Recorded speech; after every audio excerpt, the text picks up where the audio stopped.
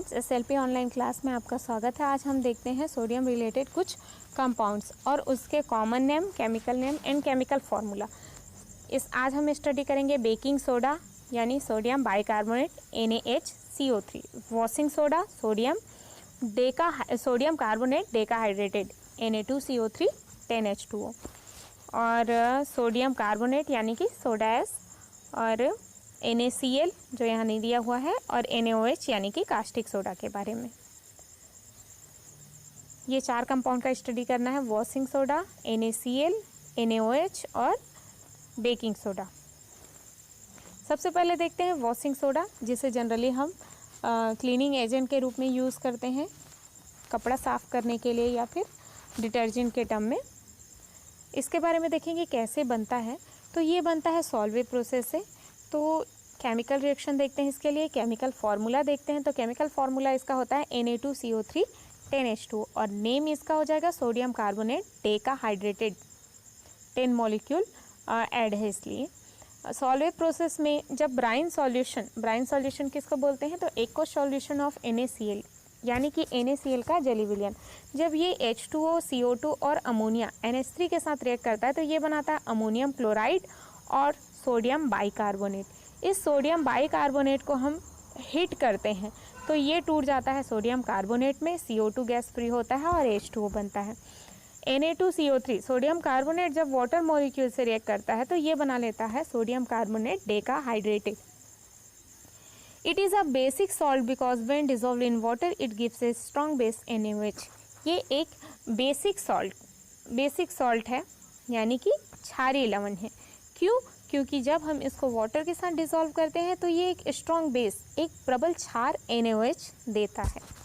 It is used as cleaning agent in paper and glass industry. ये generally cleaning agent के रूप में use किया जाता है पेपर और ग्लास इंडस्ट्री में। नेक्स्ट कंपाउंड देखते हैं NaCl जो जनरली हम अपने घरों में सॉल्ट के लिए यूज़ करते हैं, टेबल सॉल्ट के टर्म में, खाने के लिए। इसमें देखते हैं सोडियम क्या करता है, एक इलेक्ट्रॉन दे के सोडियम प्लस बना सकता है, क्योंकि ये इलेक्ट्रॉन डोनेट करेगा तो इसका ऑक्टेट कंप्लीट हो जाएगा। और क्लोरीन वैसे ही एक इलेक्ट्रॉन लेकर अपना ऑक्टेट कंप्लीट करेगा, यानी एक इलेक्ट्रॉन लेकर Cl माइनस बना लेगा। तो ये Na प्लस Cl माइनस आपस में जुड़ के बना लेते हैं NaCl। ठीक वैसे ही अगर मैग्नीशियम रिएक्ट करेगा तो मैग्नीशियम क्या करेगा, 2 इलेक्ट्रॉन डोनेट करेगा। वैसे ही मैग्नीशियम के साथ रिएक्ट करने के लिए हमको 2 क्लोरीन की ज़रूरत पड़ेगी और दोनों क्लोरीन एक एक इलेक्ट्रॉन लेकर Cl माइनस बना लेंगे और हमारा कंपाउंड बन जाएगा MgCl2। नेक्स्ट है वाटर सॉल्युबिलिटी। NaCl वाटर में सॉल्युबल होता है। क्यों सॉल्युबल होता है? तो अगर हम वाटर की बात करें तो इसमें होता है H प्लस और OH माइनस, और वैसे ही NaCl में होता है Na प्लस और Cl माइनस। तो Cl माइनस जो है वो H प्लस से घिरा होता है और जो Na प्लस है वो OH माइनस से घिरा होता है, यानी कि ऑक्सीजन मॉलिक्यूल से घिरा होता है जो नेगेटिव एटम रहता है। तो इन दोनों में अपोजिट अट्रैक्शन के कारण हमारा वाटर में हमारा NaCl मॉलिक्यूल क्या होता है, डिसॉल्व हो जाता है।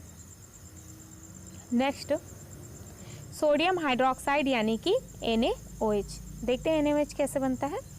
तो एक प्रोसीजर ये है कि जब हम NaCl में वाटर के साथ डिसॉल्व करते हैं NaCl को, तो हमारा सोडियम हाइड्रोक्साइड बन जाता है और क्लोरीन गैस फ्री होता है और हाइड्रोजन गैस। अब देखते हैं ब्लीचिंग पाउडर का फॉर्मेशन।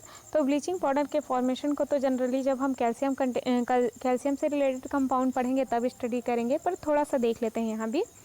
तो जब chlorine gas calcium hydroxide solution के साथ रिएक्ट करता है तो ये बना लेता है ब्लीचिंग पाउडर और वाटर मॉलिक्यूल है।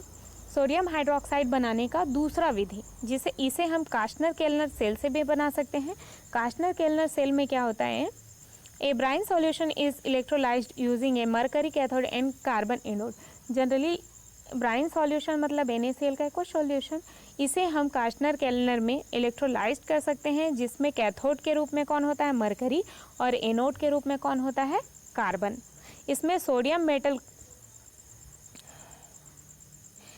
मेटल जो है वो कैथोड में डिस्चार्ज होता है और मरकरी के साथ रिएक्ट करके सोडियम अमलगम बना लेता है। तो कैथोड में क्या रिएक्शन हो रहा है, कैथोड में सोडियम जो है, सोडियम डिस्चार्ज हो रहा है कैथोड में, और कैथोड किसका बना हुआ, मरकरी का, तो मरकरी से रिएक्ट करके ये बना लेता है सोडियम अमलगम। वैसे ही एनोड में क्या होता है, एनोड में क्लोरीन डिस्चार्ज होता है। अब जो हमारा सोडियम अमलगम बना हुआ है, तो ये सोडियम अमलगम वाटर से रिएक्ट करके बना लेता है NaOH यानी कि कास्टिक सोडा, और क्या रिलीज हो जाता है हमारा, मरकरी और H2 गैस यानी कि हाइड्रोजन गैस। तो इसमें क्वेश्चन कैसे पूछ सकते हैं, पूछ सकते हैं NaOH बनाने के लिए किस सेल का यूज़ होता है, तो किस सेल का यूज़ होता है, कास्टनर केल्नर सेल का यूज़ होता है।